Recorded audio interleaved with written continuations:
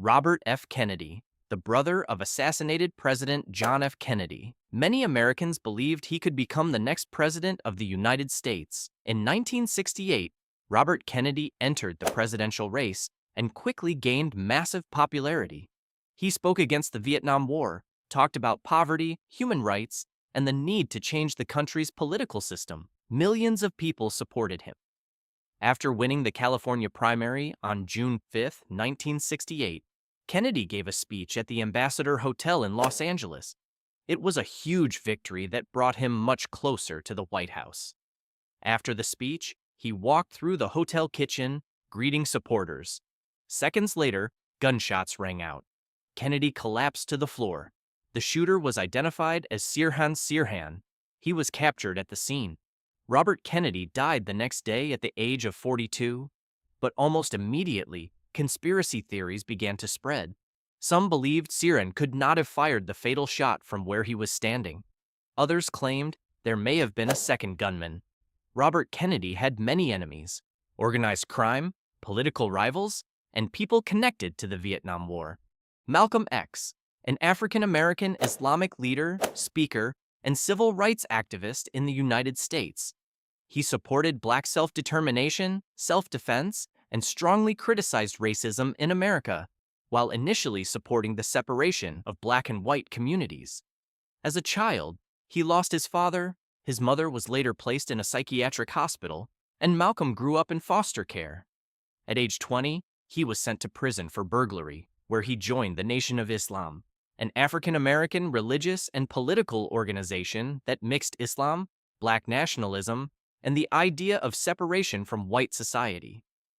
After his release, Malcolm X became one of the organization's most powerful speakers. In 1964, he broke away from the Nation of Islam, converted to Sunni Islam, and began changing his views. After the split, he started receiving threats. His house was firebombed. On February 21, 1965, Malcolm X was preparing to speak at the Audubon Ballroom in New York. Around 400 people were in the audience. Suddenly, a disturbance broke out in the crowd, distracting security. At that moment, a man from the front row rushed toward the stage and shot Malcolm X in the chest with a shotgun. Two other men then opened fire with pistols. Doctors later found 21 gunshot wounds in his body. One of the killers was captured immediately, and 3 members of the Nation of Islam were sentenced to life in prison.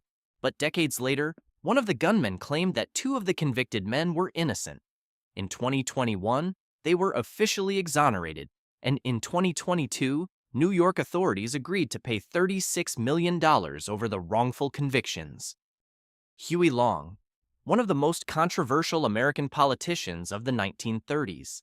Huey Long was the governor of Louisiana and later a U.S. senator. He openly attacked wealthy elites, demanded heavy taxes on millionaires, and promised to redistribute wealth to poor Americans.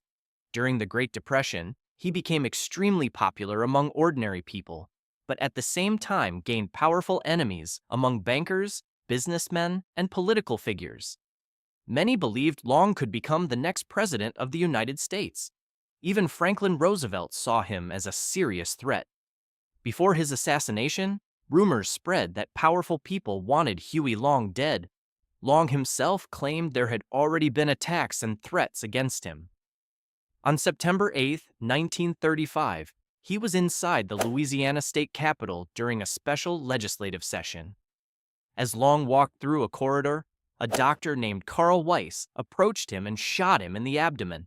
Long's bodyguards immediately opened fire and killed Weiss on the spot. 2 days later, Huey Long died in the hospital.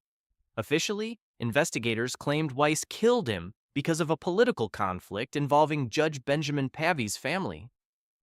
Orlando Letelier, a former Chilean foreign minister and one of the most outspoken opponents of dictator Augusto Pinochet.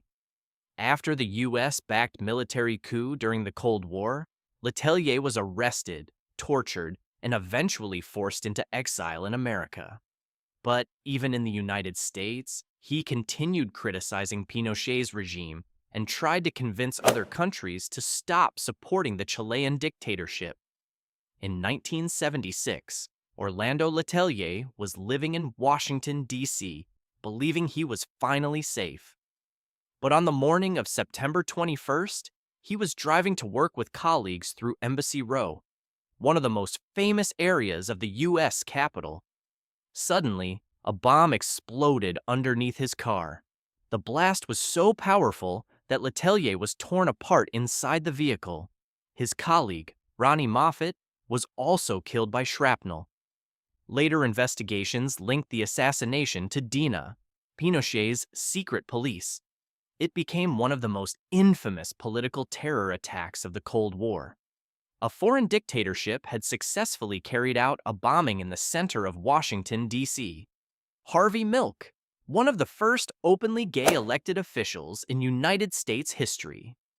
Harvey Milk was a San Francisco politician and activist who openly supported gay rights, labor movements, and anti-discrimination laws during the 1970s.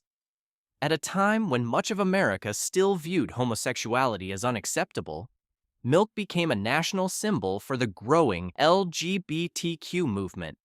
But his visibility also made him a target. On November 27, 1978, former city supervisor Dan White entered San Francisco City Hall carrying a .38 revolver. White had recently resigned from office, then tried to get his position back after struggling financially. When Mayor George Moscone refused to reappoint him, White became furious.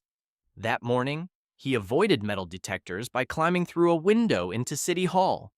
First, he entered Mayor Moscone's office and shot him multiple times at close range. Then White walked to Harvey Milk's office, pulled him into a private room, and opened fire again. After shooting Milk in the chest and head, White fired one final shot directly into his face. Both men died inside City Hall. White later surrendered to police. During the trial, his lawyers argued that severe depression had affected his mental state, partly using his junk food diet as evidence, a strategy that later became infamous as the Twinkie defense. Instead of murder, the jury convicted him of voluntary manslaughter. The verdict triggered massive riots across San Francisco. White served just over 5 years in prison. These were 5 of the most shocking political assassinations in American history. Thanks for watching. If you enjoyed the video, leave a like and subscribe to the channel. And if you want a part 2 with even darker political assassinations, conspiracies, and mysterious deaths, let me know in the comments.